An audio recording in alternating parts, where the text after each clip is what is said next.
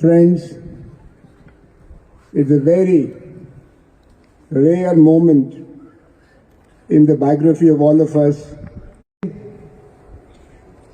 Not only sunlight, we are also facing a deep crisis, a great journey from light to darkness has been inaugurated in last few years.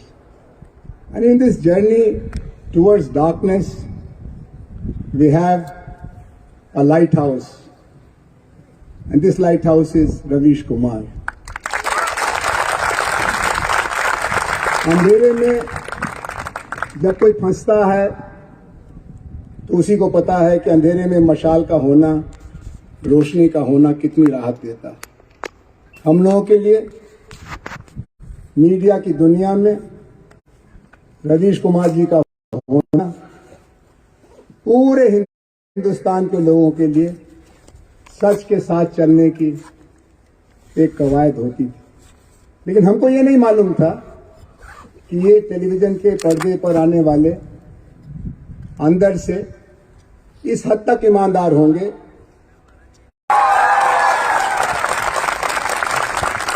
हम चांदी के सिक्कों पर दिखने वाले नहीं हैं, हम तुम्हारे डर से चुप रहने वाले नहीं हैं।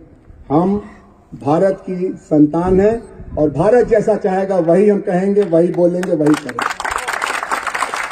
और सलाम इस हिंदुस्तान को कि जिस दिन रवीश भाई ने एनडीटीवी पर अडानी दरबार के कब्जे का विरोध करते हुए इस्तीफा दिया, 48 घंटे में रवीश कुमार के साथ 45 लाख लोग खड़े हुए। ये हमारे यकीन को मजबूत करता है। आज ये जो जवाहरलाल नेहरू विश्वविद्यालय अध्यापक संघ ने 4 दिनों का मोज़ाइक प्रोग्राम बनाया और जुड़ते और जोड़ते समझाने के लिए तरह तरह के उपाय किए, उनमें रवीश भाई से संवाद एक महत्वपूर्ण मोड़ है। हम इनकी निगाह से हिंदुस्तान को देखते रहे हैं, इनकी जुबान से समझते। लोगों का सबसे बड़ा अरमान है, लेकिन जेएनयू पिछले कुछ वर्षों से 3-4 वर्षों से एक अनाथालय जैसा बन गया था। जिसका मन आया लाठी लेके चला आया, कभी छात्र संघ की अध्यक्षा को पीटा, कभी अध्यापिकाओं को पीटा, कभी अध्यापकों को पीटा, और दिल्ली पुलिस और भारत सरकार मिली रही, गुंडों से जुड़ी रही।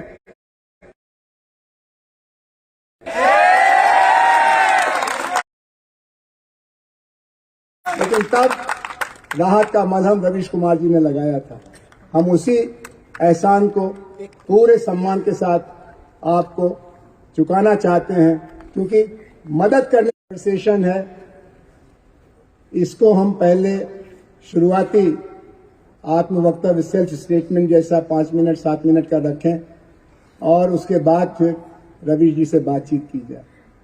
आप जानते हैं कि रवीश जी से सवाल पूछना बहुत कठिन काम है। ये सारे हिंदुस्तान की तरफ से सवाल पूछते रहे हैं और जिससे ये सवाल पूछते हैं उसकी घिघी बन जाती है।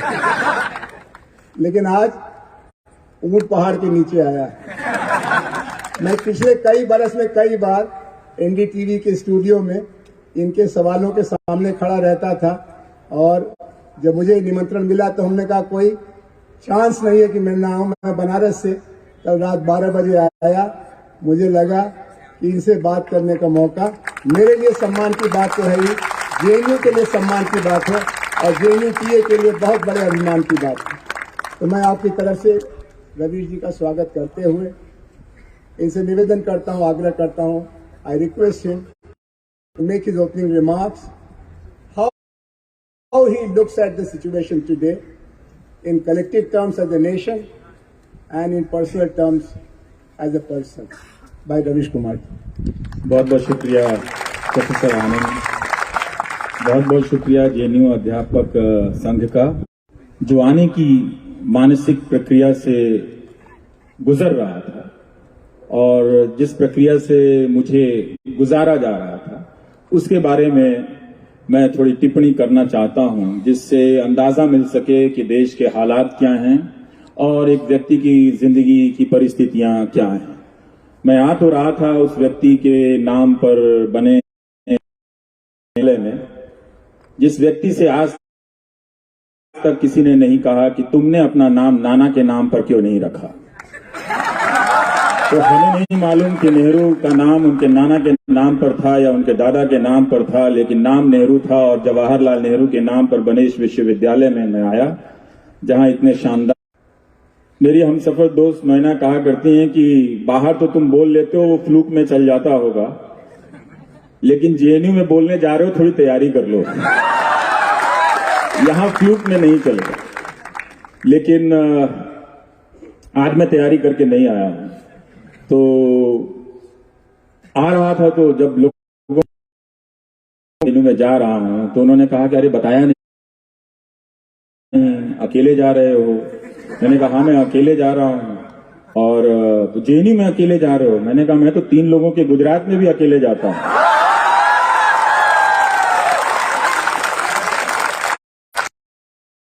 तो तीसरे का नाम आप नहीं जानते बनाने के लिए, लेकिन जब आप के सामने सच्चाई की खबरें खड़ी हुई तो आप उसका इस्तेमाल अपने प्रोपेगेंडा के लिए भी नहीं कर पाए। दरअसल झूठ की यही हालत होती है, चलता वो बहुत लंबा है, टिकता भी बहुत लंबा है, लेकिन जिस दिन भरभराता है उस कदर। तो ये एक जेएनयू को लेकर, यहां आने को लेकर जिस तरह से लोगों के मन में, जो मेरे शुभचिंतक हैं, दोस्त हैं, उनके जहन में जब ये बात आने लगी कि वहां क्यों जा रहे हो, वहां किसी के साथ जाना चाहिए था, अकेले क्यों जा रहे हो, तो मैंने कहा कि भाई ठीक है, इस देश में धर्म की राजनीति हो रही है, लेकिन इसी धर्म ने हमें यह भी सिखाया कि किसी पर भी पीठ पीछे वार नहीं करते हैं और किसी अकेले पर हाथ नहीं लगाते हैं। तो कोई भी इतना धर्म विरोधी नहीं होगा कि मुझे अकेले पर हाथ डाल देगा। तो मैं अकेला ही आया हूं। तो ये एक हालात हैं सर। 2014 के बाद जिस तरह से पहले ही दिन से मीडिया के न्यूज रूम के भीतर जो हमला हुआ था, उसको लेकर जो मेरी छटपटाहट थी वो आने वाले वर्षों में होती चली गई। तब मुझे मेरे ही करीब के लोग कहा करते थे कि कुछ ज्यादा आपकी प्रतिक्रिया है, बहुत तीखी है, सच्चाई ऐसी नहीं है और ये देश ऐसा नहीं है। देश कभी भी एक तरफा नहीं झुकेगा और ऐसा नहीं होगा कि न्यायपालिका सवाल के रूप में खड़ा हो जाता है कि उमर खालिद के साथ जो कुछ भी हुआ हो रहा है। हम इस स्थिति में पहुंच गए हैं कि जामिया, जब एक जेएनयू का मेयार गिरा दिया गया तो बगल में जामिया पर भी हमला हुआ और वो भी अपने आप को नहीं बचा सका। उसके छात्रों के खिलाफ जो पहला फैसला आता है और उसमें जज की जो टिप्पणी है, उस टिप्पणी पर देखिए हाईकोर्ट का फैसला आता है। तथ्य तो एक ही हो सकता है ना कि पुलिस के पास सबूत नहीं है, और वो सबूत नहीं है और किसी बेगुनाह को आप हफ्तों, महीनों, वर्षों जेल में डाल दें, तो उसका एक संदर्भ बनता है कि किस संदर्भ में बिना सबूत के छात्रों को आप डाल सकते हैं। तो उस संदर्भ पे न्याय की जानकारी में, कानून की जानकारी में वे अपने स्तर पर फैसला ले सकते हैं, मगर ट्रोल किए जाने या किसी अन्य आशंकाओं की वजह से, एप्रीहेंशन की वजह से वो जमानत का फैसला तक नहीं दे रहे हैं। जब जज की प्रक्रिया की एक सच्चाई है, हर दौर की सच्चाई है, हर सरकारों की सच्चाई है, हम सब जानते हैं, और उसे एक्सपंज करा दिया जाता है, फिर बाद में जज रिक्यूज कर लेते हैं। जो भी परिस्थितियां हैं हम सब देख रहे हैं, मगर हम कब तक देखेंगे? क्या हम देख रहे हैं? क्या हम बोल रहे हैं? उस अनुपात में इन प्रश्नों को हम सबको इन प्रश्नों के सामने खड़े करना पड़ेगा कि हम क्या इसके समक्ष हैं। हम इसके समक्ष खड़े हैं, बोल रहे हैं, मगर हमारा अनुपात छोटा है। सत्ता जिनके कब्जे में है, का अहंकार इतना ज्यादा हो गया है कि अब चीजों को, सवालों को वो सत्ता में होने के हिसाब से बोल रहे हैं। ऐसा लगता है कि उनके पास अपना जवाब नहीं था, तो उन्होंने उस जावेद अख्तर का संवाद चुरा लिया जिस जावेद अख्तर से वो नफरत करते हैं। जाओ पहले अपने भाई का साइन लेकर आओ, उससे होकर गुजरना पड़ेगा सवालों को। जिन्हें झोपड़ी मिली है, घर मिला है, उनसे आपके सवालों को होकर गुजरना पड़ेगा। जिन्हें हमने बिजली का कनेक्शन दिया है, उनसे गुजरना पड़ेगा। तो उन सब का आप साइन लेकर आएंगे, तब आप अदानी के बारे में सवाल पूछ सकते हैं कि आपका अदानी से रिश्ता क्या है। तो हम इस मकाम पर खड़े हैं। बहुत अच्छी बात है कि इसी जेएनयू से चीजों को ध्वस्त करने की शुरुआत हुई थी, और जो हमला था वो एक लैंडमार्क है इस देश की राजनीति का। वो एक विश्वविद्यालय पर, क्योंकि मुझे लग रहा था आए तो सब लोग हैं, कुछ सेब लेकर आए होंगे, कुछ अंडे भी, तो मैं 2 तरह के रुमाल लेकर आया था, पर लगता है उसकी जरूरत नहीं पड़ेगी। पर यह अच्छी बात है कि उनमें भी धीरे धीरे आगे चलकर सुनने की सहनशीलता विकसित हुई, और ये सहनशीलता उनमें खुद से नहीं हुई, क्योंकि उन्हें जिस तरफ बहाया जा रहा था, वो अच्छे लोग थे, वो जरूर अलग धारा में सोचने के प्रशिक्षित लोग हैं, और अलग तरह की धाराओं में सोचने वाले लोग होने ही चाहिए। अगर नहीं हो तो फिर जेएनयू होने का कोई मतलब नहीं रह जाता है। तो उनका होना भी जेएनयू को समृद्ध करता था, लेकिन जिस तरह से नकारपोश लोग यहां के हॉस्टलों में घुस आए और आज तक नहीं पकड़े गए, वाकई मुझे लग रहा था कि क्या मुझे भी मंकी कैप लेकर चलना चाहिए, कि बोल कर तो आऊं मगर किसी को पता ना चले कि रवीश आया था। तो वो अब नहीं है, चीजें बदल रही हैं। इसी तरह से चीजें खूबसूरत होती रहें, और जब हम कहें कि बागों में बहार है, तो लोग भी कहें कि हाँ वाकई में बहार है, यहाँ आप आ सकते हैं, यहाँ पर आप बोल सकते हैं। तो ये जेएनयू वो अर्जित करता है जिस जेएनयू के नाम पर पूरे देश के विश्वविद्यालयों में या पूरे देश के छात्रों में, जिनके भीतर एक सपना पनपा था अच्छी यूनिवर्सिटी का, उसे कुचला गया, उसके सपने से जेएनयू को विस्थापित कर दिया गया। लेकिन ये नहीं बताया गया कि अगर जेएनयू नहीं तो दूसरा आदर्श विश्वविद्यालय कौन है, उन्हें ये नहीं बताया गया। पर कितनी सुंदर बात है कि इन तमाम हमलों के बीच जेएनयू खड़ा रहा कि हम नहीं, दूसरा कौन है ये हम नहीं जानते, मगर दूसरे का नाम आने से पहले हम ये जानते हैं कि हम हैं। तो आप हैं, तो आप सबका होना हमारे वक्त के लिए बहुत अच्छी बात है। उस वक्त भी जो यहाँ के छात्र थे, उन्होंने रातों को जागकर उस हमले का मुकाबला किया था, वो सब इस इतिहास के विद्यार्थी हैं। वो सब गुमनाम होते हुए भी इस इतिहास में दर्ज किए जाएंगे। तमाम किताबों के बदल दिए जाने के बाद भी, तमाम बागों को उजाड़ दिए जाने के बाद भी, जब भी नए बाग लगाए जाएंगे, उनके कुछ पेड़ उगाएंगे, और उन पेड़ों पर और उन पौधों पर उस तरह के फूल निकल आएंगे जो ऐसे हमलों के वक्त लोकतांत्रिक चरित्र का निर्वहन करेंगे और आकर सवाल करेंगे, गलत को गलत कह देंगे, और डंडा उठाकर गलत को सही कहने वालों को अपने तरीके से शर्मिंदा कर देंगे। तो ज्यादा मैं बोलना चाहूंगा, बोलता ही रहूंगा, वो अच्छी बात नहीं है। तो मैं प्रोफेसर आनंद को ये माइक सौंपता हूं कि वो सवाल करें, आप लोग भी सवाल करें, मुश्किल सवाल करें। जिन सवालों के जवाब मुझे नहीं देने होंगे, मैं कह दूंगा कि 9 करोड़ सिलेंडर जिन्हें मिले हैं उनसे पूछ कर आइए, 11 करोड़ जिन्हें पानी का कनेक्शन मिला है उनसे पूछ कर आइए। और मैं जावेद अख्तर को निजी रूप से उलाहना भेजूंगा कि आपने ऐसा डायलॉग क्यों लिखा कि जाओ पहले उस आदमी का साइन लेकर आओ। कम से कम प्रधानमंत्री को कॉपीराइट की फीस जावेद अख्तर को भिजवा देनी चाहिए थी।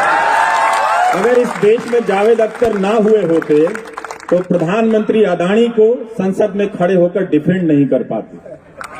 तो आपको और हम सबको इस बात के लिए शुक्रगुजार होना चाहिए कि कम से कम मेरे आने से पहले जावेद अख्तर इस दुनिया में आ गए थे, और वो फिल्मों में आ गए थे।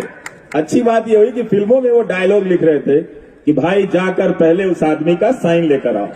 तो मुश्किल सवालों के जवाब के लिए मैं आपको ये काम दे दूंगा कि आप साइन लेकर आएं और लाते रहें, तब तक मैं अपने घर चला जाऊंगा। Thank you. साथियों, रवीश जी ने जो हमको सच बताया है उससे ये साफ समझ में आ गया है कि हिंदुस्तान इस समय 3 खेमे में बंट गया है। एक खेमा भक्तों का है और उन भक्तों के होने के बावजूद अडानी के प्रसंग पर लोकसभा में भारत का प्रधानमंत्री जैसा बौखला के अपनी छाती पीट रहा था, हमें लगा कोई पागल गोरिल्ला हिंदुस्तान की संसद में घुस आया है। छाती पीटने से सच नहीं पिटेगा, झूठ सामने आएगा। दूसरी दुनिया बन रही है धीरे धीरे बागियों की। बागियों का सरताज, बागियों का सरदार रवीश कुमार और बागियों का विश्वविद्यालय जवाहरलाल नेहरू विश्वविद्यालय। लेकिन सच कहना अगर बगावत है तो समझो हम भी, सच कहना अगर बगावत है तो समझो हम भी, समझो हम भी। अब ये बागी लोग बढ़ रहे हैं, बिहार में बढ़ गए, सरकार पलट गई, वो इधर आ गए। पंजाब में अकाली दल ने कहा बहुत हो गया, हमारी तुम्हारी नहीं निभेगी। शिवसेना ने महाराष्ट्र में कहा बदलाव का माहौल बन रहा है। लेकिन एक तीसरा हिस्सा है जो दाएं बाएं देख के चलना चाहता है। ऐसे लोग मध्यस्थ हैं, इनको इतिहास मौका दोबारा सुधरने का नहीं देगा, अपराधियों की श्रेणी में गिने जाएंगे। लेकिन ऐसा ही कभी आज से कई सौ साल पहले हुआ था और एक उस समय के समझदार ने, भाई रवीश जी के पुरखे ने 2 लाइनें लिखी। सुखिया सब संसार है, खाए और सोए। सुखिया सब संसार है, खाए और सोए। दुखिया दास कबीर है, जागे और रोए। दुखिया दास कबीर है, जागे और रोए। हम सब जो यहाँ बैठे हैं वो कबीर की उस विरासत की जिम्मेदार हैं और जो हालात है उसमें ये दिखाई पड़ रहा है। ये गलत कहा गया कि लोकतंत्र 4 खंभों पर बनी इमारत है। लेजिस्लेचर, एग्जीक्यूटिव, जुडिशियरी और मीडिया, इन 4 खंभों के अलावा 3 खंभे और भी हैं जो दिखाई नहीं पड़ते हैं। और उन 3 खंभों में से कई खंभे कमजोर हो गए। वो 3 खंभे हैं नागरिक समाज, राजनीतिक दल, सभी राजनीतिक दल और ज्ञान केंद्र यानी विश्वविद्यालय। रवीश कुमार जी, जैसे आपने मीडिया के खंभे पर हुए हमले का मुकाबला करते हुए देश को एक नई शब्दावली दी और कहा मीडिया 2 तरह का है, एक गोदी मीडिया है और दूसरा जन संचार के माध्यम है, वैसे ही जवाहरलाल नेहरू विश्वविद्यालय ने बताया 2 तरह के विश्वविद्यालय हैं।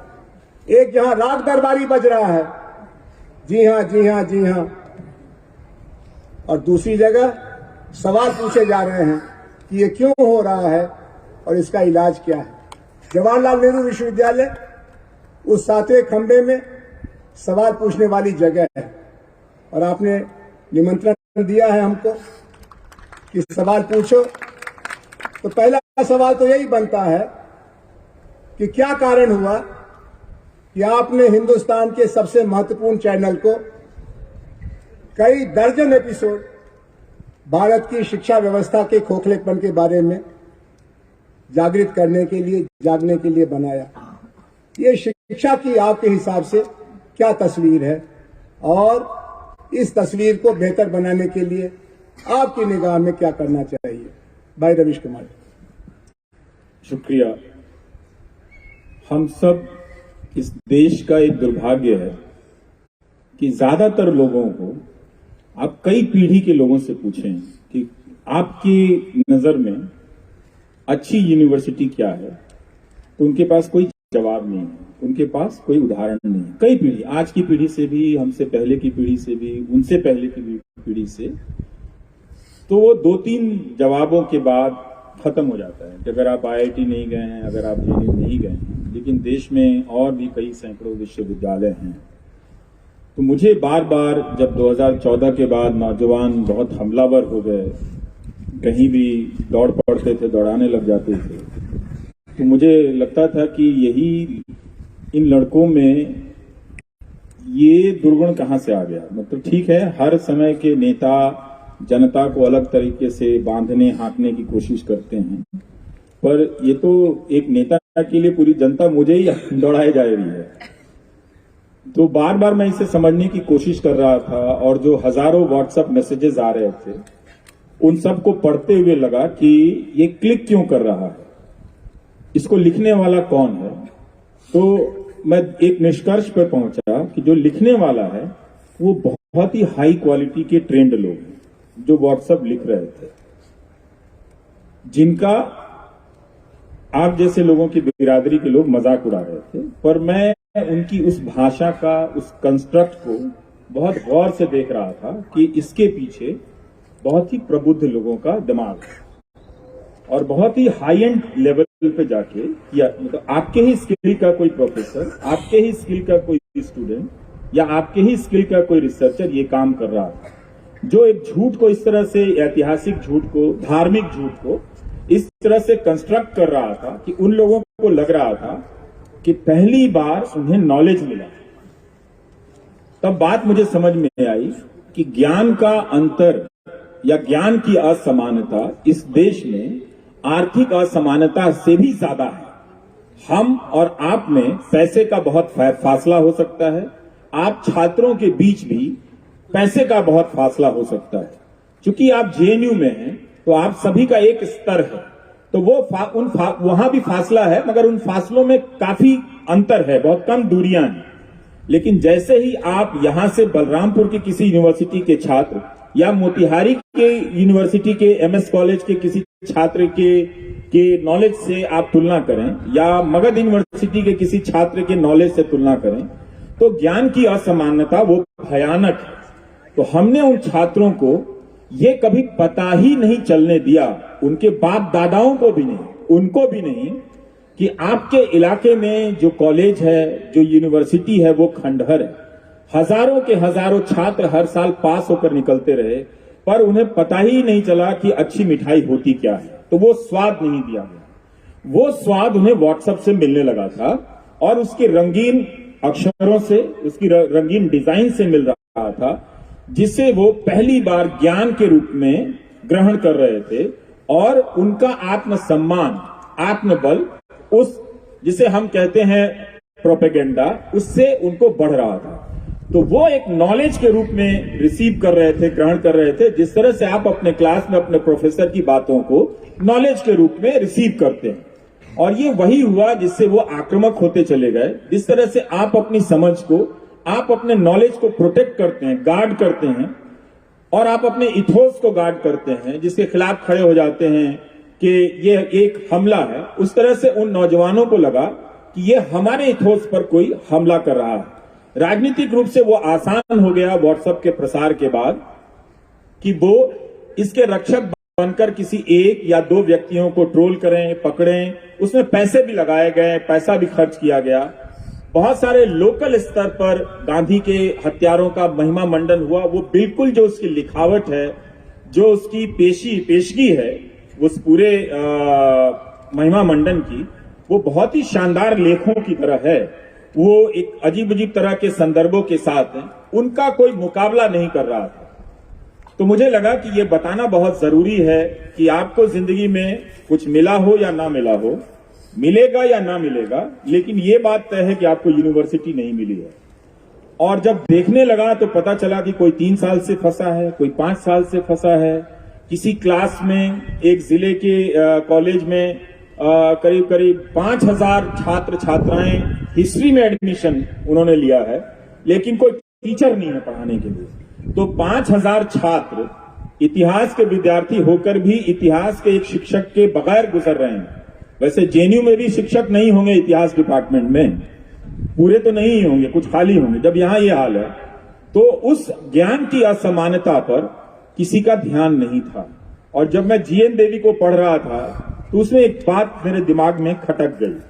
उनका यह कहना था कि भारत के विश्वविद्यालयों ने बहुत ज्यादा प्रगतिशीलता वैज्ञानिक सोच में या अन्वेषण में, इनोवेशन में इसलिए नहीं दिखाई कि क्लास के भीतर एक ही तरह का क्लास पहुंचने लगा।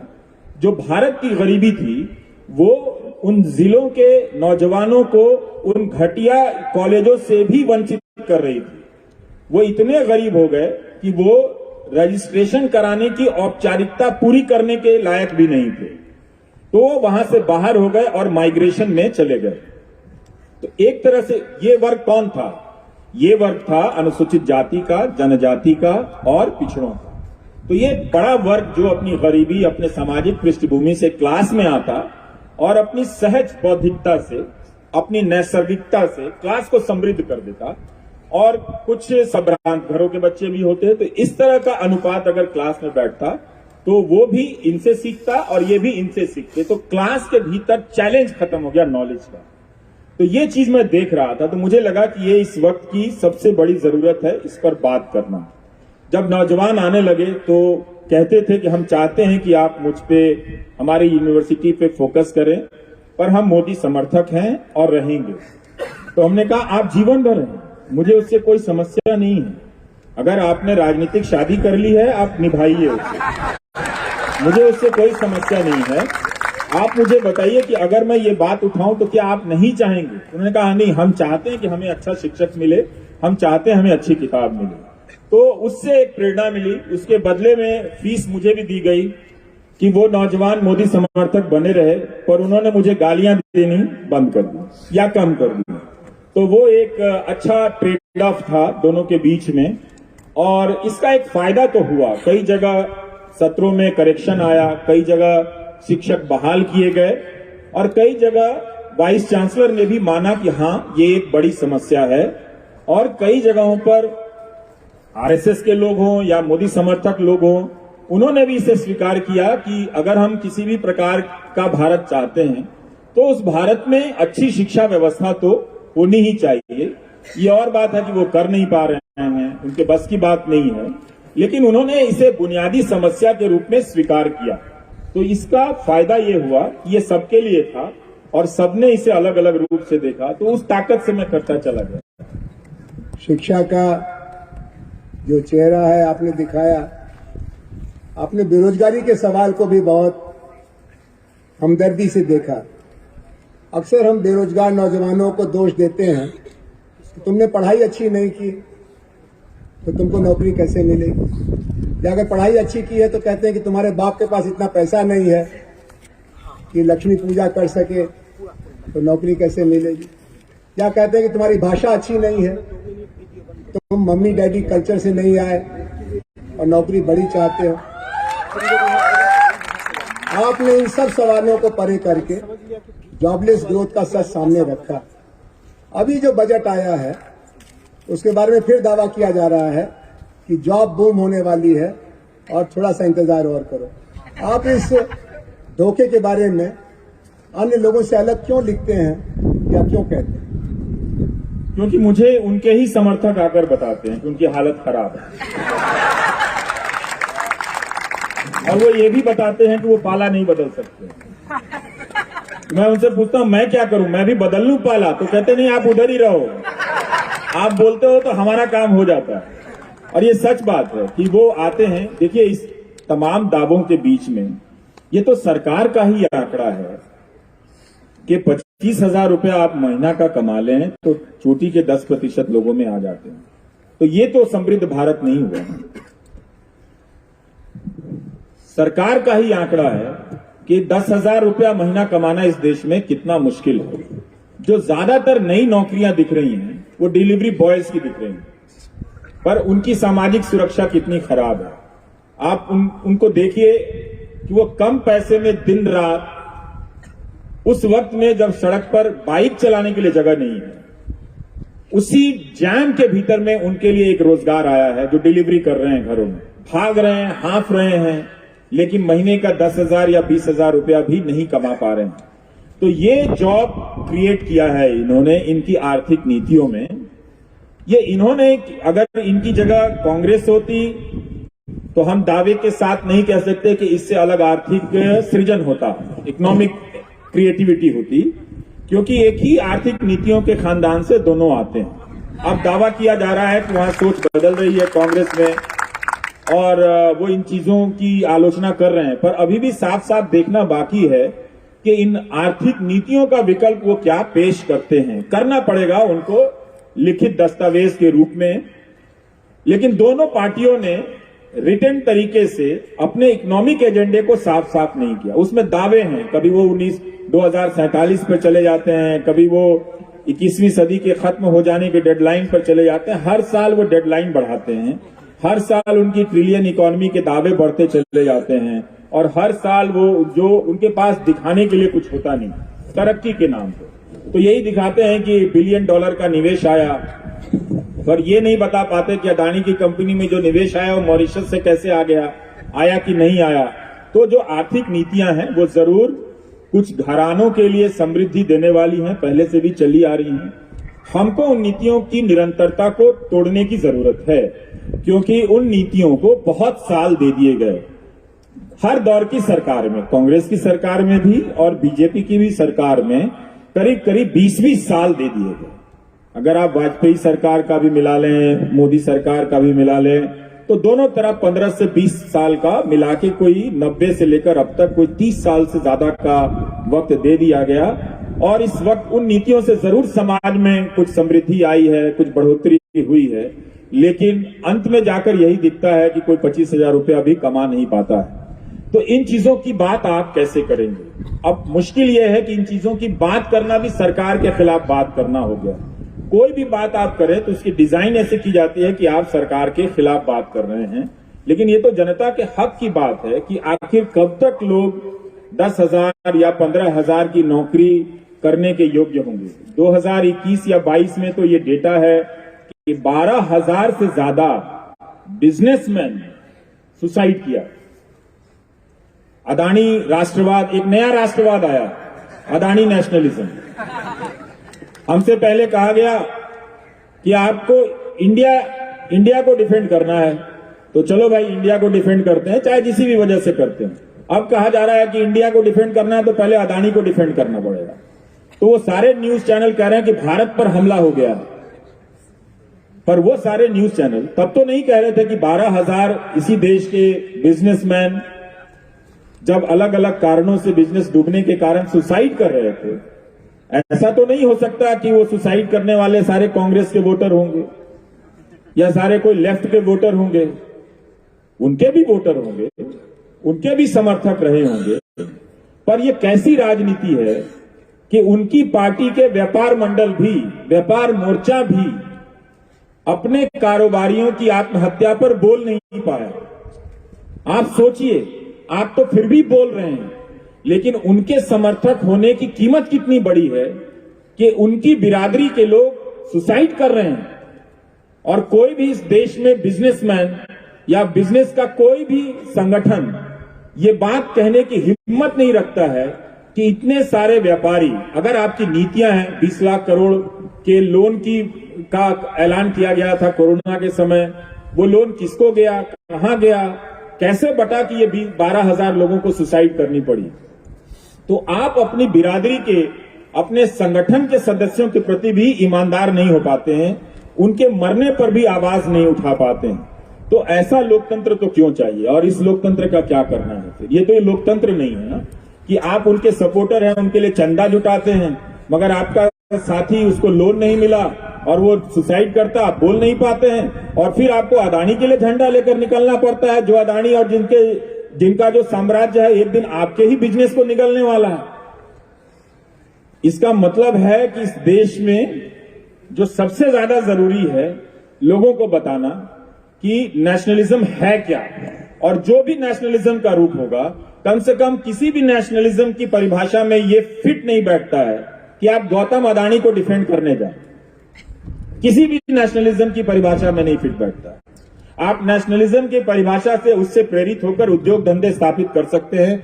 इतिहास में लोगों ने किया है, नए नए ब्रांड बनाए हैं और वो सारे ब्रांड देश और देश के राष्ट्रवाद की पहचान भी बने हैं। लेकिन गौतम अडानी कहीं से भी इस देश की पहचान नहीं है। एक छोटी सी रिपोर्ट से आप देखिए उनका साम्राज्य ढह गया, एक छोटी सी रिपोर्ट से ना। वरना तो भारत में अगर कोई पत्रकार लिख दे तो मानहानि कर देते थे। मैं तो सोच रहा था कि अडानी मानहानि एंटरप्राइजेस कंपनी का नाम बनाएंगे ही। अब अगर इन्हें अगर मानहानि करनी होगी तो एक कंपनी बनानी होगी, एक सीईओ मानहानि, सीईओ डिफेमेशन रखना होगा, जो तमाम तरह के पत्रकारों को मानहानि के दायरे में लाता रहेगा, केस करता रहेगा। तो हम सबको इन सब आर्थिक असमानताओं को और ज्ञान की असमानता को मुझे लगता है कि सबसे ऊपर रखने की जरूरत है। उसके बाद आर्थिक असमानता है और उसके साथ साथ सामाजिक असमानता भी है, वो उस आर्थिक असमानता के दायरे में है। लेकिन ज्ञान की असमानता के मारे तो हमारे वही लोग ज्यादा हैं जो सामाजिक असमानता का दंश झेल रहे हैं। तो इन तीनों असमानताओं की पहचान करें और कोई रास्ता निकालें। आपने बहुत बड़ी भूल को सामने रखा है कि हमने आजादी के बाद जो सबसे आखिरी कतारों में थे उनकी ज्ञान शक्ति का विस्तार करने की उपेक्षा की और शिक्षा को हमने धीरे धीरे कुछ सीमित तबकों की ताकत का आधार बना दिया। अभी आपने राष्ट्र की कल्पना की बात की, कई सवाल आए हैं कि आपके हिसाब से सेकुलर मुल्क क्या है। इसमें एक सवाल जो सबसे दूरी से आया है वो ये कि sir, do you think new secularism is equal to anti Hindu? Why if Hindu majority nation which has always given space to all religions raises its voice against Gujarat train Kashmir is equal to Islamophobia? तो आपकी निगाह में एक secular मुल्क के क्या मायने हैं और उसमें विभिन्न धर्मों, विशेष तौर पर हिंदू धर्म के अनुयायियों के बारे में जब कभी कोई खराब बातें होती हैं तो उसके बारे में क्या दृष्टिकोण रखना चाहिए? असल में आप लोगों ने जो काम किया है वो ये कि रवीश कुमार जी की अगली किताब के लिए अलग अलग चैप्टर के लिए सवाल दे दिए। ये 100 सवाल करीब आ गए हैं। उनमें से कुछ सवाल आर्थिक हैं जो अभी जिक्र हुआ, कुछ शिक्षा से जुड़े थे, कुछ राजनीतिक हैं जो अभी हमने उनके सामने रखा, कुछ मीडिया के बारे में भी हैं और कुछ निहायत व्यक्तिगत भी हैं। तो अगले समय में, क्योंकि हम चाहेंगे कि रवीश जी बिना हमारे बीच की टिप्पणी के बोले, तो एक टुकड़ा ये अभी भारत की राजनीति और राष्ट्र निर्माण की रणनीति के बारे में, इसके बाद मीडिया कल्चर के बारे में और इसके बाद इनकी पर्सनल जो ट्रेजेक्ट्री बन रही है उसमें इनको साहस कहाँ से मिल रहा है, उसमें ये तन के खड़े क्यों हैं, ये झुक के चल क्यों नहीं रहे हैं, ये रेंग क्यों नहीं रहे हैं, ये उनका चप्पल अपने सिर पर लेके घूम क्यों नहीं रहे हैं, ये सवाल हम इनसे उठाएंगे।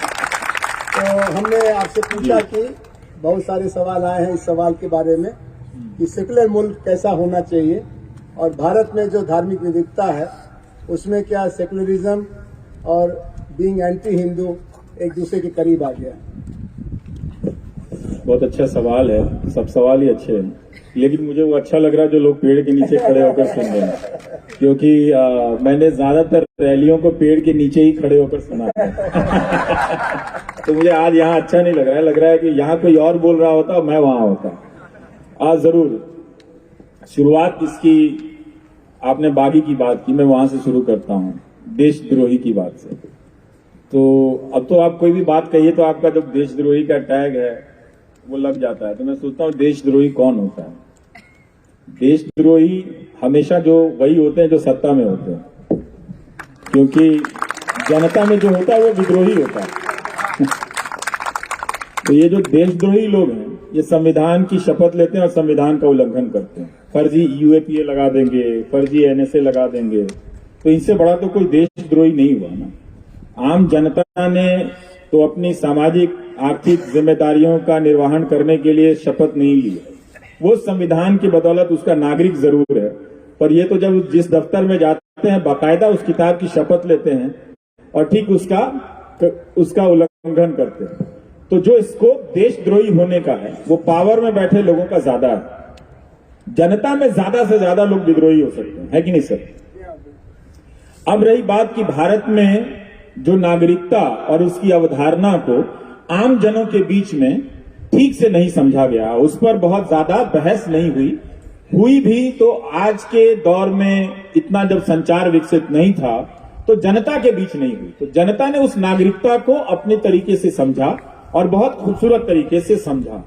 लेकिन जब ये संचार के साधन माध्यम जब आए, तरह तरह का मीडिया जब आया, नाम उसका मीडिया हुआ, उसमें से मीडिया का काम ही गायब हो गया। तो जो संवैधानिक कॉन्स्टिट्यूशनल सिटीजनरी होनी चाहिए थी, उसके जगह एक धार्मिक नागरिकता खड़ी करने की कोशिश की गई। और उसके साथ साथ धार्मिक नागरिकता, आप हिंदू नागरिकता कह सकते हैं। और अब उस तरह से अब किताबें भी लिखी जा रही हैं इस तरह के थीम पर। आज ही मैं किसी किताब का टाइटल देख रहा था। तो एक धार्मिक नागरिकता खड़ी करने की कोशिश की गई और इस नागरिकता का जो आधार था उसमें सूचना गायब, सूचना थी नहीं। सूचना, हम सब ज्यादातर लोग इस देश में सूचना विहीन नागरिकता जीते हैं। ज्यादातर लोग अखबार और टेलीविजन या किसी भी प्रकार की सूचना से, ईमानदार सूचना से दूर रहे, लंबे समय तक दूर रहे। उनके पास इंस्टीट्यूशंस के भीतर जो खराबियां आ रही हैं, उन खराबियों की जानकारी जो पहुंचती थी उसके माध्यम राजनीतिक दल ही थे, विरोधी दल थे, विपक्ष के दल थे, उससे ज्यादा पहुंचा करती थी कि इंदिरा गांधी ने क्या किया या किसी दूसरे प्रधानमंत्री ने इन इंस्टीट्यूशंस का क्या किया है। तो सबसे पहले विपक्ष पर हमला किया गया। आपके भीतर से विपक्ष के होने की संभावना समाप्त कर दी गई। इंफॉर्मेशन को करप्ट कर दिया गया सर। जब इंफॉर्मेशन करप्ट हो जाए तो और आपके पास इंफॉर्मेशन ना हो तो आप नागरिक हो सकते हैं कहलाने के लिए, पर नागरिकता का जो धर्म होता है उसे निभाने के लिए आप इक्विप नहीं होते हैं, उससे लैस नहीं होते हैं। तो एक धार्मिक नागरिकता थोपी गई जिसे आप हिंदू नागरिकता के तौर पर देख सकते हैं। राजनीति में धर्म का आना, कई लोग कहते हैं कि हमारा देश कई तरह के धर्मों का देश है और राजनीति को, सामाजिक आचार व्यवहार को आप धर्म से अलग नहीं कर सकते, बिल्कुल नहीं कर सकते हैं। नेता धार्मिक समारोहों में आते जाते रहेंगे, चाहे वो व्यक्तिगत रूप से जाएं या राजनीतिक रूप से जाएं या उनका जो भी करें। लेकिन मेरी अपनी समझ है कि राजनीति में जब धर्म आता है तो वो राजनीति में अधर्म पैदा करता है। राजनीति में जब धर्म आता है तो धर्म की राजनीति करने वालों के बीच वो साहस खत्म कर देता है, सत्य को सुनने की साहस खत्म कर देता है। धर्म की दुकान या धर्म का अस्तित्व या धर्म का महात्म्य, इंपॉर्टेंस जो है, रेलेवेंस जो है, इस बात पर है कि आप कुछ एथिकल कोड का पालन करेंगे। कोई भी रिलीजन इस बात का दावा करता है कि वो एक सर्टेन एथिकल कोड में विश्वास करता है, इसलिए वो धर्म के अनुयायियों को ये कहता है कि तुम झूठ मत बोलो, तुम सच बोलो। लेकिन यहां तो लोग गीता पर हाथ रखकर ही झूठ बोल रहे होते हैं और उस ऊपर से गीता जयंती भी मना रहे होते हैं। और अगर आप सच बोलें तो आपका जो प्लेटफॉर्म है, जिस कुर्सी पर हम दोनों बैठे हैं, पता नहीं कौन खरीद के ले जाए, तो वो भी गायब हो जाता है। तो एक ऐसे देश में जब धर्म की स्थापना राजनीति में या मुल्क के चरित्र के रूप में की जाए तो थोड़ा संदेह से देखना चाहिए। सेकुलर मुल्क वो मुल्क होता है जहां पर संविधान की बुनियादी समझ ज्यादा से ज्यादा। हम सेकुलर मुल्क थे, अभी भी हैं, उसे बदलने की बहुत कोशिशें की जाती हैं, कर भी चुके हैं बहुत हद तक, मगर उसकी आत्मा, उसके बीज अभी खत्म नहीं हुए हैं। लेकिन होता यह है कि संविधान की समझ इतनी कमजोर है लोगों में, उसके प्रति निष्ठा इतनी, उसे कमजोर इसलिए कहेंगे कि जानकारियां कम। बहुत सारे लोग इस देश में मिल जाएंगे जिन्होंने संविधान की किताब नहीं देखी। वो तो भला हो बहुजन मूवमेंट का कि बीएसपी की रैलियों से लेकर अंबेडकर जयंती की रैलियों में संविधान की कॉपी बिका करती है। आप और भी कोई, और ये मुझे लगता है मैं दुनिया के हर देश में नहीं गया हूं, पर मेरा अपना मानना है, हो सकता है कि गलत भी हूं, मेरा अपना मानना है कि भारत ही एक अजूबा देश है जहां पर किसी भी वजह से डॉक्टर अंबेडकर की वजह से ही सही, संविधान की कॉपी किसी की जयंती के नाम पर हो रहे मेले में बेची जाती है। लोग संविधान को गीत के रूप में गाते हैं और उनके गीतों में जो भीम गीत है, जो अंबेडकर के गीत हैं, जो मराठी में ज्यादा लोकप्रिय हैं और भी दूसरी भाषाओं में होंगे ही, उसमें संविधान का जो थीम है वो ज्यादा है। तो उस देश में भी अगर ये ना होता तो बहुत सारे लोग संविधान की किताब या कॉपी का दर्शन तक नहीं किए होते। अगर कांशीराम की राजनीति ना आई होती तो लोगों ने अंबेडकर की प्रतिमा तो देखी, पर यह नहीं देखा कि उस प्रतिमा में एक किताब भी है। उस किताब के बगैर बहुत कम अंबेडकर की मूर्तियां लगाई गई हैं। अगर एक हाथ उनका उठा हुआ है, एक उंगली सामने की तरफ है, तो एक हाथ में वो संविधान की किताब भी है। तो कॉन्स्टिट्यूशन को जनता के बीच ले जाने का काम अभी भी पूरा नहीं हुआ। बहुजन मूवमेंट ने हमें ये राजनीतिक विरासत में सौंपने का काम किया है, या उसे आप अंबेडकर मूवमेंट कहें जिसने महाराष्ट्र में ये काम किया है। तो संविधान जनता तक पहुंचा नहीं, तो नागरिकता या देश, इसकी समझ आप जरूर धर्म, उसकी संस्कृतियों, क्योंकि ये सब उसकी शिराएं हैं, इसके बगैर तो शरीर बनता नहीं है, मगर आत्मा तो संविधान है। और जो सेक्युलर देश है उसका मतलब यह है कि वो कॉन्स्टिट्यूशनल देश हो। उसका मतलब है कि आप संविधान की नजर से सबको बराबर समझें। उसका मतलब ये नहीं कि आप किसी एक धर्म के लोगों को आप इतना प्रताड़ित कर दें, उसके अधिकार बोध खत्म कर दें और दूसरे लोग शांतिपूर्ण तरीके से उसे देखें, सहमति जताएं। नागरिक हम नहीं हैं। नागरिक अगर हम होते तो एक नागरिकता के आधार पर दूसरे नागरिक के साथ हो रही गलतियों को, ज्यादतियों को हम महसूस करते। हम सामाजिक जरूर हैं, हम पारिवारिक बहुत ज्यादा हैं। तो अपने परिवार में कोई बीमार होता है तो हम बहुत चिंतित होते हैं। अपने देश में किसी को अवैध रूप से सिद्दीक कप्पन, जिसने वो रिपोर्ट तक ना लिखी और उसे 28 से 18 महीने के लिए जेल में डाल दिया गया, हम उसके दर्द को महसूस भी नहीं करते हैं। ये इसलिए नहीं होता है क्योंकि हमारे भीतर नागरिकता नहीं है, हमारे भीतर संविधान आधारित राष्ट्र नहीं है, हमारे भीतर संविधान आधारित सेक्युलर समझ नहीं है। हमने सेक्युलरिज्म को हमेशा धर्म के कॉन्टेक्स्ट में समझा है। हमने सेक्युलरिज्म को कॉन्स्टिट्यूशनल ड्यूटी के रूप में नहीं समझा है। संविधान ने बाद में इसे जोड़ा गया या नहीं जोड़ा गया, संविधान ने अपने तमाम अधिकारों से और अपने तमाम बिंदुओं से हम सबको यही कर्तव्य दिया कि आप एक दूसरे के लिए महसूस करेंगे, एक दूसरे के लिए सुरक्षा चौकीदार बनने का काम करेंगे। मगर यहां तो आपकी चौकियां लूट ली गई और जिस पर लूटने का इल्जाम लगा उसने ही कह दिया वो चौकीदार। तो अब क्या कर सकते हैं? तो मेरी नजर में ये बहस चलती रहनी चाहिए। ये मैं इसमें लेकर मैं अपने तौर पर बहुत स्पष्ट हूं कि हिंदू राष्ट्र भी होगा तो क्या उसमें कोई जज इतना डरपोक होगा कि बेल नहीं देगा? तब तो हमें ऐसा हिंदू राष्ट्र भी नहीं चाहिए। जो लोग हिंदू राष्ट्र की कल्पना में दिन रात खपाए बैठे हैं, मैं उन्हीं को बुलाकर पूछना चाहता हूं कि तुमने ऐसा हिंदू राष्ट्र क्यों चाहा कि जहां एक जज इंसाफ ना कर सके? तुमने ऐसा हिंदू राष्ट्र क्यों चाहा कि किसी अकेले को घेर कर मार दिया जाए? क्या तुमने इसके लिए हिंदू राष्ट्र चाहा? अगर आपको इतिहास में मौका मिला ये बनाने के लिए, तो क्या आपने ये उत्तम आदर्श प्रस्तुत किया कि आप गौतम अडानी को लेकर सवाल उठा तो आप बोल नहीं पाए? क्या आप हिंदू धर्म का ये कमजोर चेहरा देखना चाहते हैं? हर धर्म अपने अनुयायी को एक चरित्र देता है और वो चरित्र है, आप सिख धर्म में जाइए, सिख धर्म ने सिखों को क्या दिया है? सिख धर्म ने सिखों को एक चरित्र दिया है, कैरेक्टर दिया है। आप हो जाए कुछ भी, गुरुद्वारे में जाकर लंगर के बाहर जूते साफ करने पड़ेंगे। वो अपनी मर्सिडीज से उतरकर जूते साफ करते हैं। वो जाते हैं खालसा इंटरनेशनल बनाकर टर्की में और सीरिया में मदद करने चले गए हैं। तो क्या ये हिंदू राष्ट्र के अगर सबसे बड़े नायक हैं तो क्या ये उनका किरदार है कि जब आरोप लगे तो आप जावेद अख्तर का डायलॉग चुराकर बोलते हैं जाओ पहले उसका साइन लेकर आओ?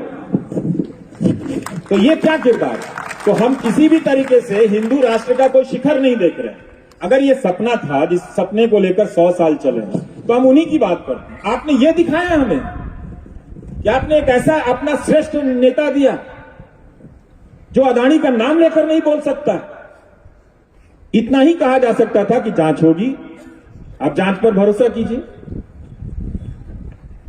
पर तब तक आप नहीं कह सके।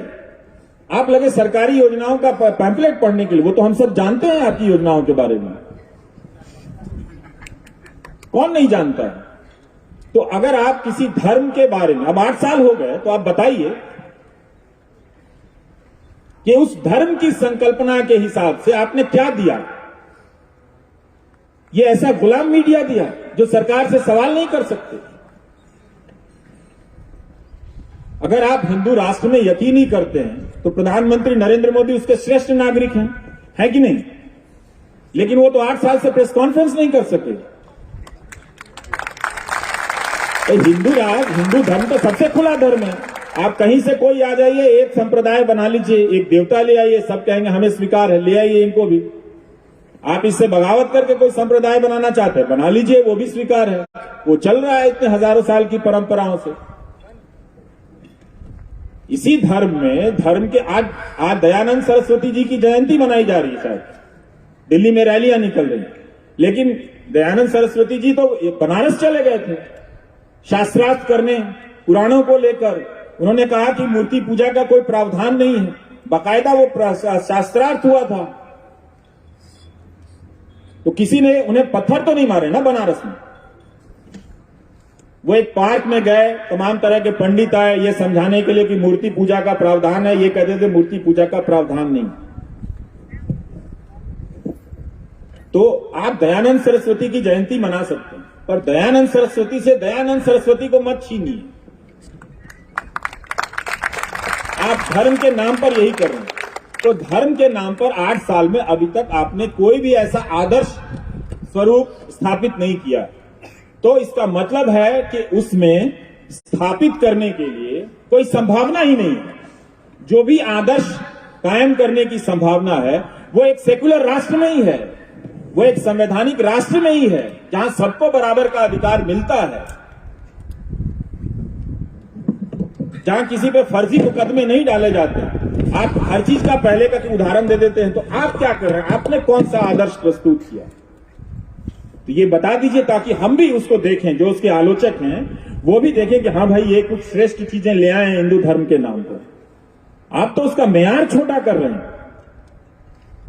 जिस धर्म ने धर्म के भीतर धर्म के इतने बड़े बड़े आलोचक दिए, जिसकी बुराइयों को लेकर आज तक आंदोलन चल रहा है, चला ही है ना, जाति प्रथा को लेकर आंदोलन तो चल ही रहा है ना, और चलता ही रहेगा।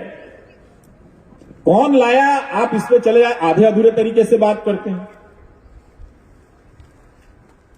पर उसको प्रिजर्व करने वाली संस्थाओं के साथ आप ही उठते बैठते हैं।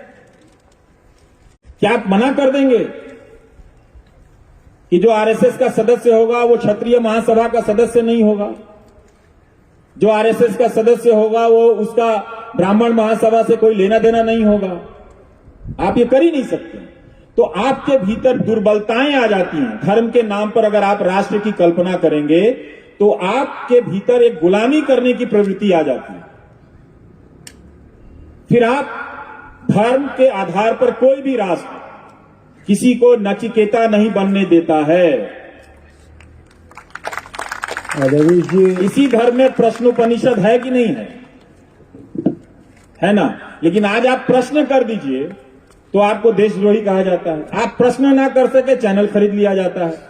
आप प्रश्न ना कर सके 8 साल से प्रेस कॉन्फ्रेंस में नहीं आते हैं।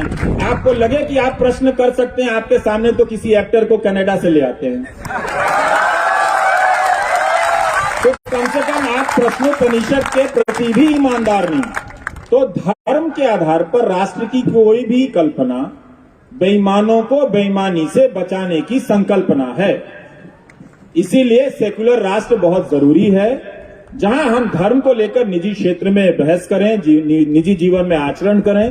धर्म ने इस देश को बहुत सारी चीजें दी हैं, नैतिक बल दिया है, नैतिक मान्यताएं दी हैं, बुराइयां भी दी हैं, पर मिला है। उसके संबल से बहुत लोग जीवन जीते हैं और ताकत पाते हैं, अपने बुरे वक्त को काटते हैं। तो अच्छी बात है, उनके जीवन का ये संबल है। मगर नागरिक जीवन का संबल संविधान की किताब हो तो इससे बेहतर कुछ नहीं हो सकता। बहुत आपने स्पष्टता से धर्म आधारित समाज कैसा बनेगा, धर्म आधारित राजनीति कैसी होगी, और जो अभी की दुर्दशा है उसमें धर्म की आड़ लेकर के अनैतिकता को, अपराध को, झूठ को बढ़ावा दिया जा रहा है।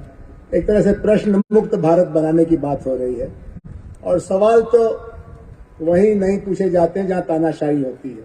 तो तानाशाही और मौजूदा नई पीढ़ी में बिल्कुल उल्टा रिश्ता है। कई सवाल आए हैं मीडिया के बारे में, मीडिया के सामाजिक गठन से लेकर के आपके अपने निजी यात्रा के बारे में। उसमें से एक जो रिप्रेजेंटेटिव लगता है मैं पढ़ देता हूं, to Shri Ravish Kumar sir, we have been watching you for so long and we really appreciate your decision of resigning the new channel of NDTV. Sir, I don't have any specific question to you, but I think that I have started understanding your point of view over time. But sir, would request you to describe your mental state and condition before resigning, as well as how do you look at the present national situation? Bottom line here, Ravi ji, how do you look or see India in upcoming 10 years? ये तो हम भी जानना चाहेंगे कि रवीश कुमार, जिन्होंने WhatsApp university का पैदा होना देखा, जिन्होंने गोदी मीडिया का जन्म देखा, जिन्होंने अडानी का बढ़ता हुआ माया जाल देखा, और कितना बुरा वक्त देखेंगे, अब ये पूछना चाहते हैं। आपकी आशा का आधार क्या है? आप हमेशा, एक तो आप कवि हैं तो कवियों को पूरी छूट है कि निराशा में भी आशा देखें, लेकिन पत्रकार के नाते आपके पास कुछ ठोस आधार होंगे कि इस मुल्क की बनावट में, इन लोगों में, इन नई पीढ़ी के लड़के लड़कियों में कुछ तो ऐसा चमकता होगा जो आपको हताश होने से रोकता है। तो आप अपनी मानसिक या व्यक्तिगत परिस्थिति के बारे में बताएं। एक सवाल तो ये भी है कि आपकी दिनचर्या आजकल क्या रहती है और एक सवाल और भी है जो हम लोगों को नहीं पूछना चाहिए लेकिन पूछना ही पड़ेगा, वो ये कि आप इतने व्यस्त रहते हैं फिर भी पढ़ने का इतना समय कैसे निकाल लेते हैं। ये सवाल हम अपने विद्यार्थियों से नहीं पूछ सकते क्योंकि हमको मालूम है तो काफी पढ़ते हैं। जवाहरलाल नेहरू विश्वविद्यालय के विद्यार्थी 24/7 पढ़ाई में लगे रहते हैं। जो पढ़ना चाहिए वो तो पढ़ते ही है, जो नहीं पढ़ना चाहिए वो भी पढ़ते रहते हैं। भाई इस्तीफा देने अचानक तो नहीं दिया, पर जब ये खबर आई कि अदानी एनडीटीवी खरीद रहे हैं तो मेरे जो शुभचिंतक हैं वो मेरे लिए बहुत चिंतित हो गए, मुझसे ज्यादा हो गए, मैं भी चिंतित हो गया। जब आपके शुभचिंतक चिंतित हों तो आपको भी चिंतित होना ही चाहिए। तो उन्होंने कहा कि ऐसे मत छोड़ देना, देख लो कुछ सेवेरेंस मिल जाए, देख लो कुछ ये मिल जाए। तो मैंने कहा अच्छा ठीक है मैं पूछ लूंगा, लेकिन मैं छोड़ना चाहता हूँ। तो और हर दूसरे दिन फोन आता था कि अभी आपको इस्तीफा देने की जरूरत नहीं है, ये लीगल बैटल है, ये महीनों चलेगा। तो मैंने कहा कि इस देश में लीगल बैटल उमर खालिद के लिए है, अदानी के लिए नहीं है। वो हफ्तों में हो जाएगा। और हवा जब बदलती है तो आप महसूस कर लेते हैं। इस वक्त की हवा थोड़ी सर्दी भी है और आने वाली गर्मी की तासीर भी है इसमें, तो आप महसूस कर लेते हैं। तो मैं एनडीटीवी के भीतर की हवा को महसूस करने लगा था और ये जान गया था कि एक चैनल जिसके पास केवल एक चैनल है, अच्छा है चाहे बुरा है जैसा भी है, लेकिन अब उसके पास कोयले का खदान होगा, एयरपोर्ट होगा, समंदर के किनारे के बंदरगाह होंगे, रेलगाड़ियां होंगी, बिजली का मीटर होगा, बिजली का कनेक्शन होगा, क्या पता कल को पानी का कनेक्शन होगा। तो फिर हम रिपोर्ट क्या करेंगे? तो अदानी ही करेंगे। और वो सारी आशंकाएं बाद में साबित हो गई। एक दिन मैं एनडीटीवी के वेबसाइट पर देख रहा था कि 5 या 6 खबरें प्रो अदानी थी और ये सब चल रहा था। जो उद्योगपति 2 सवालों का सामना नहीं कर सकता है, वो भाषण दे रहा है कि वो फाइनेंशियल टाइम्स जैसा बनाएंगे। उसी समय वो दैनिक जागरण में उसका एक फीचर इंटरव्यू छप रहा है। तो इन सब को देखने जानने के बाद अदानी एक स्वतंत्र कैपिटलिस्ट होते, कोई कैपिटलिस्ट से कोई मेरी लड़ाई नहीं है। अगर कोई गुजिया बनाने वाला, समोसा बनाने वाला उद्योगपति खरीद लेता तो मैं शायद कुछ दिन रुकता, पर अदानी को मैं कभी भी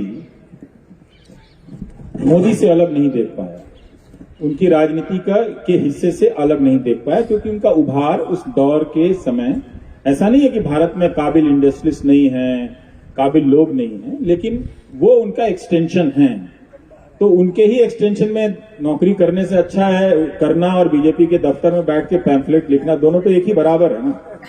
आप बीजेपी के दफ्तर में बीजेपी के लिए पैम्फलेट लिखो या एनडीटीवी के दफ्तर में बैठ के बीजेपी के लिए लिखो, दोनों बात बराबर है। तो हमने इस्तीफा दे दिया। मैं ये जानता था कि मुझे कोई काम नहीं मिलेगा, मुझे बहुत काम आता है अपनी इंडस्ट्री का, और वो काम किसी नैसर्गिक प्रतिभा से नहीं, मैंने खुद घिस घिस के सीखे हैं, पंचर बनाने से लेकर कार का इंजन बनाने तक।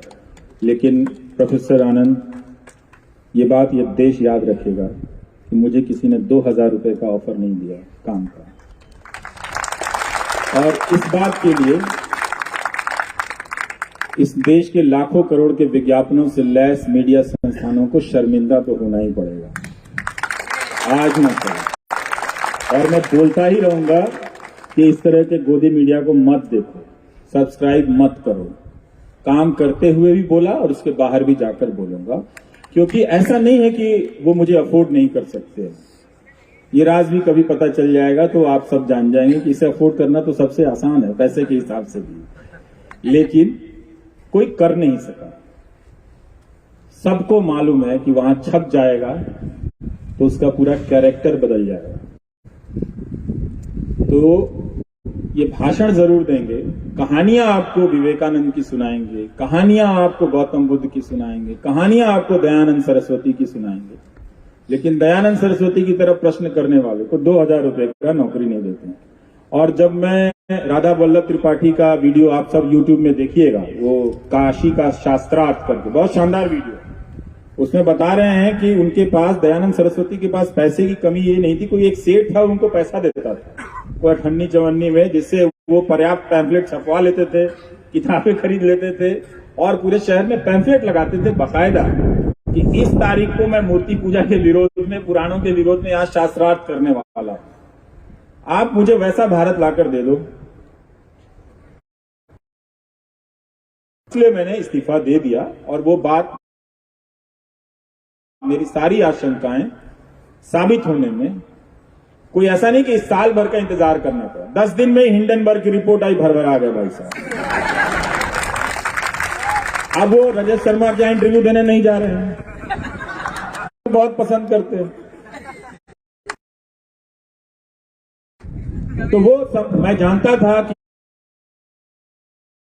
कि मेरे पास अगर YouTube नहीं होता तो मेरा जर्नलिज्म का कैरियर खत्म था, प्रोफेशनल कैरियर।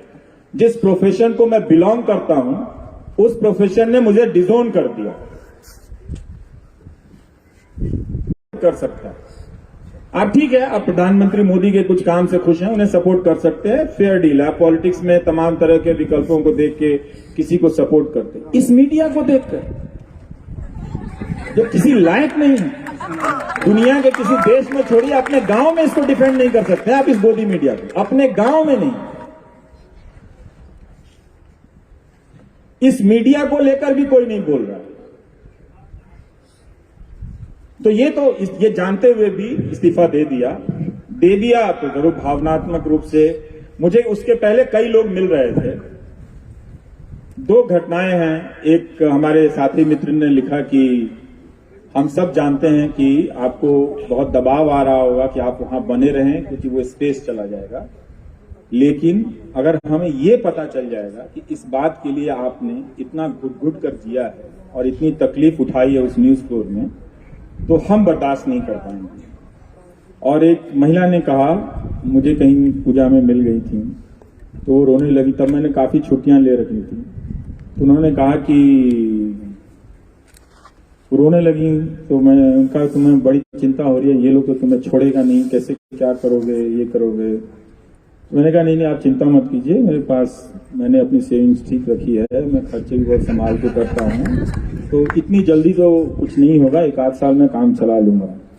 तो उन्होंने कहा कि एक बात कहनी है, और कहते कहते अपनी वो चूड़ी निकालने लगी कि समझौता मत करना। तो मैंने कहा आप कंगन रखो, बोले कि ये ले लो तुम, मुझे इसकी जरूरत नहीं, ये पता चल जाएगा ना ये दुख हम बर्दाश्त नहीं कर पाएंगे। मैंने कहा अच्छा आपको इतना फर्क पड़ता है, इस्तीफा दे दूं? मैंने कहा हाँ दे देना। ये इस्तीफा देने से 1 महीने पहले की बात। तो मैं कई लोगों से टेस्ट कर रहा था, छठ में गांव गया तो लोग जो मिलने आए, 1000 के करीब लोग आए थे मिलने के लिए, तो मैं उन सबसे कहता था कि लोग पूछते थे कि अब क्या हुई था, तो मैं कहता था कि क्या करें बताओ। तो कुछ लोग कहते थे कि नहीं नौकरी मत छोड़ना, फिर कोई निकाल देगा। तो मैं ज्यादातर लोगों से, यंग लोगों से पूछता था कि यार मन कर रहा है कि नौकरी छोड़ दें, तो कहता था हाँ भैया छोड़ दीजिएगा, ये छोड़िए इसका अडानी फदानी का नौकरी करके क्या करेंगे, चल आइएगा यहाँ गांव में हम लोग यूट्यूब चलाएंगे। तो हम बोले कि भाई यूट्यूब कैसे चलाते, हमको आता नहीं। तो सब अपने बैग से सामान निकाल के दिखाने लगे कि देखिए हाई फोन बा, हाई फोन बा, हाई फोन बा, हो जाएगा। और उन लोगों ने कुछ दिनों तक मदद भी की कि लाइए हम आपका थंबनेल बना देते हैं, वीडियो एडिट कर देते हैं। उन लड़कों ने कहा कि आप यूट्यूबर बन जाइएगा, हम लोग के साथ रहिएगा, मोटरसाइकिल से घूमिएगा, लेकिन उसकी नौकरी मत कीजिएगा। तो हमने छोड़ दिया था। अभी जैसा मैंने आपसे बताया कि बहुत कुछ सवाल मीडिया के भविष्य के बारे में है और देश के भविष्य के बारे में है। तो वो जो अगले 10 साल का सिनेरियो है, हम लोगों को सबको मालूम है कि रवि जी ज्योतिषी नहीं है और उनको जो कहना है उसका आधार रहता है, तभी वो कहते हैं, नहीं तो वो अनुमान पर बातें नहीं करते हैं। गब्बाज पत्रकार ये नहीं रहे हैं, तो इसलिए वो वाला सवाल तो सामने रहेगा ही। दूसरा ये था कि कई विद्यार्थी यहाँ खासतौर पर जेएनयू के, जामिया के, Indian institute of mass communication के आए हुए हैं, वो कह रहे हैं कि हम लोग जो पढ़ाई पढ़ रहे हैं, इसके बाद सच के साथ जीने का रास्ता संकरा होता जा रहा है।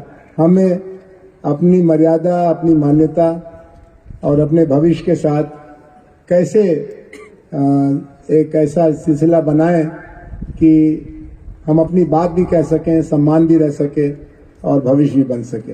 तो मीडिया में सच के साथ खड़े रहने का आज संकट है, जो आपके इस्तीफे से जाहिर होता है। क्या मीडिया सचमुच आगे के लिए अवसरवादियों का, समझौतावादियों का ही क्षेत्र रहेगा, या मर्यादा के साथ, सच के साथ भी पत्रकारिता की जा सकेगी? ये एक जायज चिंता की बात है जो नौजवान पत्रकारिता की पढ़ाई पढ़ रहे हैं। मुझे लगता है कि किसी भी अच्छे रिपोर्टर को, चाहे वो नेचुरल रूप से टैलेंटेड हो या फिर जॉब फ्लोर पे वो ट्रेनिंग लेता हो, उसके बनने में, अच्छा रिपोर्टर बनने में कम से कम 5 साल, और अच्छा हो कि उसे 10 साल मिले। तो जब 10 साल मिलता है तो अलग अलग विषयों, विभागों को वो कवर करता है, फिर अपने तरह तरह के एडिटर की ट्रेनिंग से गुजरता है। स्टोरी लिखना, क्राफ्ट करना, ये सारी प्रक्रियाएं जो हैं वो खत्म हो गई हैं। इसके बगैर आप नौकरी तो पा जाएंगे लेकिन पत्रकार नहीं बनेंगे। पत्रकार केवल पढ़ने से नहीं होता, वो बहुत जरूरी है, खूब पढ़ना चाहिए। जब आप जॉब के फ्लोर पर आते हैं तो बहुत तरह के ट्रेनिंग से गुजरते हैं। तो मुझे नहीं लगता कि आने वाले 10 साल में ऐसे हालात पैदा होंगे, क्योंकि इस वक्त जो मानव संसाधन है पत्रकारिता के भीतर, पत्रकारिता के जो बड़े इंस्टीट्यूशंस हैं, जो चैनल हैं, जो अखबार हैं, उसमें रिपोर्टर बनने की संभावना खत्म कर दी गई है। तो वही लोग उनकी अगली पिछली पीढ़ी होंगे, वही उनके एडिटर होंगे। तो जो खुद पत्रकार नहीं बन पाया, इन 10-12 सालों में, आने वाले 5-6 साल और मिला लीजिए, तो वो एक चाटुकारिता, प्रोपेगेंडा करते करते एडिटर बना है। वो अपने अंदर कभी भी किसी पत्रकार को पनपने नहीं देगा। तो प्रोफेशनल कैरियर की संभावना वहां खत्म हो जाती है जहां आपको नौकरी मिलनी है, जहां आपको प्रमोशन मिलना है, असिस्टेंट एडिटर से एडिटर होना है, ग्रुप एडिटर होना है, या बहुत सारी चीजें होनी है। तो वो खत्म हो जाता है। जो मार्जिन पे चीजें हैं जैसे वायर है, स्क्रोल है, न्यूज लॉन्ड्री है, ऑल्ट न्यूज है, ये सारी संस्थाएं हैं, पर ये सब मार्जिन की हैं। अगर वहां उनके पास वो प्लेयर है, गोदी मीडिया बहुत बड़ा प्लेयर है, जो दर्शकों का संसार है, जो ह्यूमन रिसोर्स की जो तादाद है वहां पे, उसके अनुपात में ये बहुत छोटा है। और जिस अनुपात में इसे विषय बनाकर एक उभरते हुए रोजगार के क्षेत्र में देखा गया, तभी तो हर विश्वविद्यालय में, हर कॉलेज में मीडिया की पढ़ाई शुरू हुई। वाकई में इसमें काफी विस्तार था, अच्छी नौकरियां बन सकती थी। एक अच्छा पत्रकार जब जनता में अपनी साख बनाता है तो वो दूसरे पत्रकारों के लिए भी रोजगार के अवसर पैदा करता है। तो वो बेंचमार्क बनना बंद हो गया है। अब आप सिर्फ धर्म के नाम पर चले आइए, धर्म के नाम पर किसी को गरियाते रहिए, दिन भर वही डिबेट कीजिए, तो इसमें पत्रकारिता क्या है? तो यही मैं बार बार कह रहा हूं कि भाई ये धर्म के नाम पे जो राष्ट्र बना रहे हैं, ये कम से कम, ये अगर आपके ब्रांड एम्बेसडर है न्यूज एंकर, तो माफ कीजिएगा, आप कम से कम अपने धर्म की अवधारणा को पहले आप ठीक कर लीजिए, वरना आप ही मतलब शर्मिंदा होते रहेंगे। तो बहुत मुश्किल है। ये नेगेटिव बात नहीं है, ये प्रैक्टिकल बात है। हाँ, अच्छी बात यह है कि बहुत सारे नौजवान YouTube में, अब मालूम नहीं YouTube में कब तक उन्हें करने दिया जाएगा। ये जो चांदनी रात है YouTube की, वो कितने दिनों की है मालूम नहीं, 4 दिनों की है या 4 साल की है, क्योंकि वो बार बार एक अंग्रेजी का एंकर यूट्यूबर को ललकारने लगा है। हाँ, तो वो जान गया है कि यूट्यूबर से अब उसको खतरा मिल रहा है, क्योंकि एक टीवी चैनल से था वो खतरा खत्म हो गया है, तो अब यूट्यूबर से खतरा मिल रहा है। पर वहां पर पत्रकार बन रहे हैं, पर वो कितना बड़ा हस्तक्षेप कर पाएंगे, लड़ते लड़ते पसीने पसीने हो जाएंगे, ये उनके अपने योगदान, बलिदान और त्याग पर निर्भर करेगा। लेकिन सांस्थानिक मीडिया का स्वरूप अगले 10 साल तक नहीं बदलने वाला है, क्योंकि आप मालिक तो नहीं बदल सकते ना।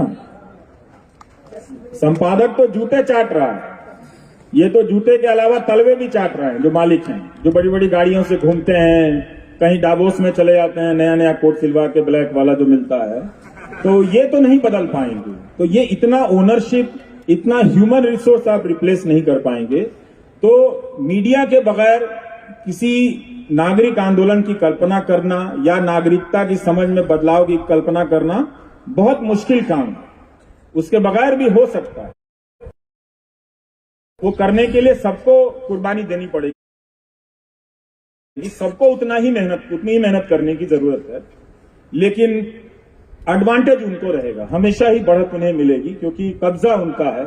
और जो संसाधन है न्यूज देखने के, वो पैसे से आते हैं। अब तो बहुत सारे वेबसाइट सब्सक्रिप्शन वाले, इस बात का सबूत है कि आपके ऊपर ये नई पीढ़ी के लोगों की माइक्रोस्कोप से निगाह है। सवाल 2 आए हैं। एक में ये है कि रवीश जी, आप राहुल गांधी से लेकर अरविंद केजरीवाल तक को ट्विटर पर फॉलो करते हैं, नरेंद्र मोदी को क्यों नहीं फॉलो करते? लेकिन इससे ज्यादा मजेदार सवाल एक और विद्यार्थी ने किया, और उसको मैं सलाम करता हूं। इन्होंने लिखा है कि रवीश जी, आप अनुष्का शर्मा को तो फॉलो करते हैं, विराट कोहली को क्यों नहीं फॉलो करते? एक सवाल ये भी है कि आपकी नरेंद्र मोदी से, अक्षय कुमार से तो मुलाकात होगी नरेंद्र मोदी की, और आपने उस पर कुछ व्यंग भी किया, आपकी नरेंद्र मोदी से कब मुलाकात होगी? भाई वो देश के प्रधानमंत्री, इसका फैसला तो वही करेंगे, हम तो हमेशा तैयार हैं। पर अब मजा नहीं आएगा। देखिए, इंटरव्यू की एक प्रक्रिया होती है, इंटरव्यू का एक समय होता है, आप समय के साथ देते चलते हैं, तो उस समय के सवाल होते हैं।